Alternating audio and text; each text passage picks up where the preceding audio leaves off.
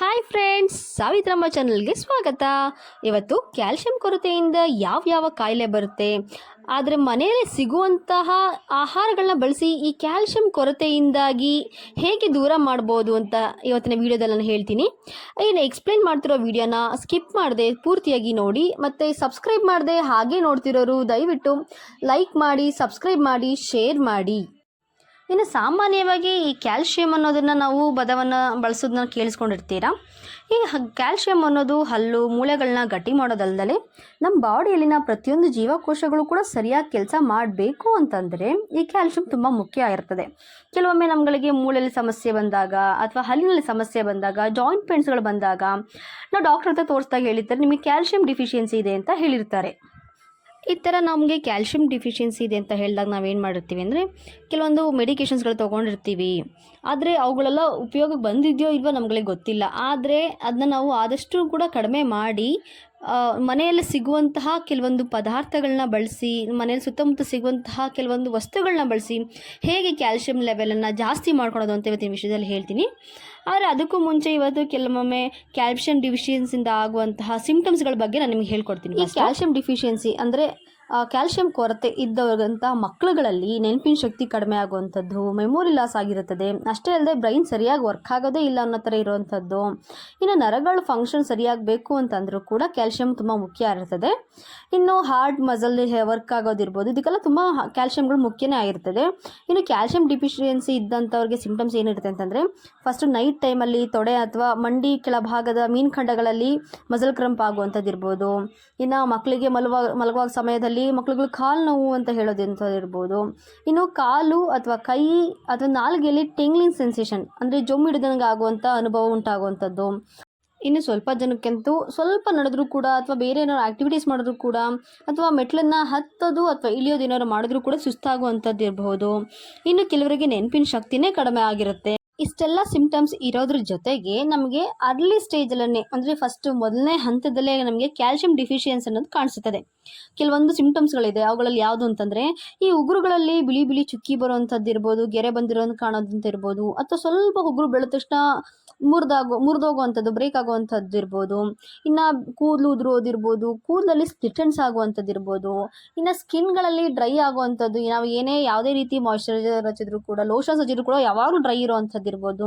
ಇನ್ನು ಹಲ್ಲುಗಳಂತೂ ಯಾವುದೇ ರೀತಿಯಾದ ಕೂಡ ಏನು ಕಚ್ಚರು ಕೂಡ ಹಲ್ಲು ನೋವು ಅಂಥದ್ದು ಇರ್ಬೋದು, ಹೊಸ ನೋವು ಬರುವಂಥದ್ದು, ಇವುಗಳೆಲ್ಲ ನಮಗೆ ಅರ್ಲಿ ಸ್ಟೇಜ್ ಅಂದರೆ ಆರಂಭಿಕ ಹಂತದಲ್ಲೇ ಗೊತ್ತಾಗುವಂತಹ ಕ್ಯಾಲ್ಶಿಯಂ ಕೊರತೆ ಲಕ್ಷಣಗಳಿರ್ತದೆ.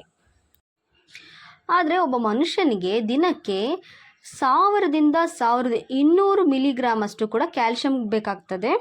ಅದನ್ನು ನಾವು ನಮ್ಮ ದಿನಬಳಕೆಯಲ್ಲಿ ಬಳಸುವಂತಹ ಯಾವ ವಸ್ತುವಿನಿಂದ ಕ್ಯಾಲ್ಶಿಯಂ ಸಿಗುತ್ತೆ ಅಂತ ನೋಡೋದಾದರೆ ಮೊದಲಿಗೆ ಹಾಲು.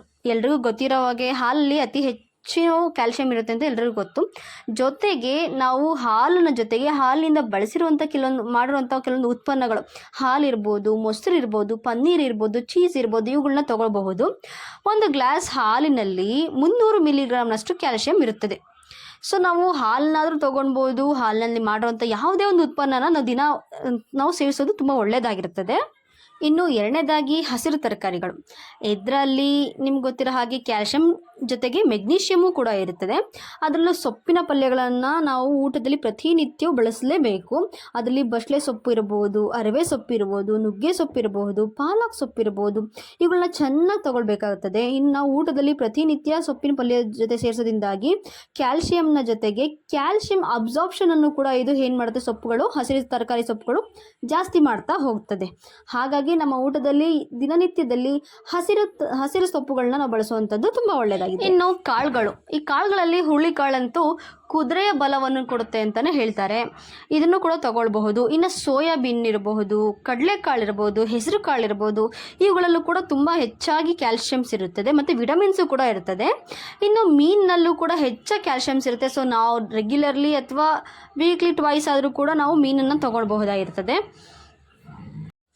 ಇನ್ನು ಹಣ್ಣುಗಳಲ್ಲಿ ಪಪ್ಪಾಯ, ಕಿತ್ತಳೆ, ಸೇಬು ಇವುಗಳನ್ನ ತಿನ್ಬೋದು. ಅದರಲ್ಲೂ 60ಕ್ಕಿಂತ ಹೆಚ್ಚಿನ ವಯಸ್ಸವರು ಈ ಹಣ್ಣುಗಳನ್ನ, ಪಪ್ಪಾಯ ಇರ್ಬೋದು, ಆರೆಂಜ್ ಇರ್ಬೋದು, ಸೇಬು ಇರ್ಬೋದು, ಇವುಗಳನ್ನ ದಿನನಿತ್ಯ ಸೇವಿಸೋದ್ರಿಂದಾಗಿ ಕ್ಯಾಲ್ಶಿಯಂ ಡಿಫಿಷಿಯನ್ಸಿ ಆಗೋದನ್ನು ತಡಿಬಹುದು. ಇನ್ನು ರಾಗಿ.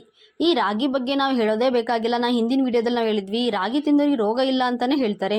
ಇನ್ನು ಹಂತದಲ್ಲಿ ದಿನನಿತ್ಯ ಈ ರಾಗಿಯನ್ನು ನೀವು ಮುದ್ದೆ ಮೂಲಕ ಆಗಿರಬಹುದು, ಅಂಬಲಿ ಆಗಿರ್ಬೋದು, ರಾಗಿ ದೋಸೆ, ರಾಗಿ ರೊಟ್ಟಿ ಈ ರೂಪದಲ್ಲೂ ಕೂಡ ನೀವು ತಗೊಳ್ಬಹುದು. ಇದರಿಂದಾಗಿ ನಮ್ಮ ದೇಹಕ್ಕೆ ಬೇಕಾದ ಐರನ್ ಇರೋ ಅಂಶ ಇರಬಹುದು, ಕ್ಯಾಲ್ಶಿಯಂ ಇರ್ಬೋದು, ತುಂಬ ನಮಗೆ ನೀಟಾಗಿ ನಮ್ಮ ದೇಹಕ್ಕೆ ಏನೇನು ಬೇಕು ಅದೆಲ್ಲ ಕೂಡ ಈ ರಾಗಿಯಲ್ಲಿ ಸಿಗುತ್ತದೆ. ಇನ್ನು ನಾವು ಹೇಳಿದ ಈ ರೀತಿ ಆಹಾರಗಳನ್ನು ಬಳಸೋದ್ರಿಂದಾಗಿ ನಿಮಗೆ ಯಾವುದೇ ರೀತಿ ಕ್ಯಾಲ್ಶಿಯಂ ಕೊರತೆಗಳಿದ್ದರೂ ಕೂಡ, ಕ್ಯಾಲ್ಶಿಯಂ ಡಿಫಿಷಿಯನ್ಸಿಗಳಿದ್ದರೂ ಕೂಡ ನೀವುಗಳು ಇದರಿಂದ ಮುಕ್ತವಾಗಿರ್ಬೋದು. ಅದು ಅರ್ಲಿ ಸ್ಟೇಜ್ ಆಗಿರ್ಬೋದು, ಯಾವುದೇ ಒಂದು ಸ್ಟೇಜ್ ಆಗಿರಬಹುದು.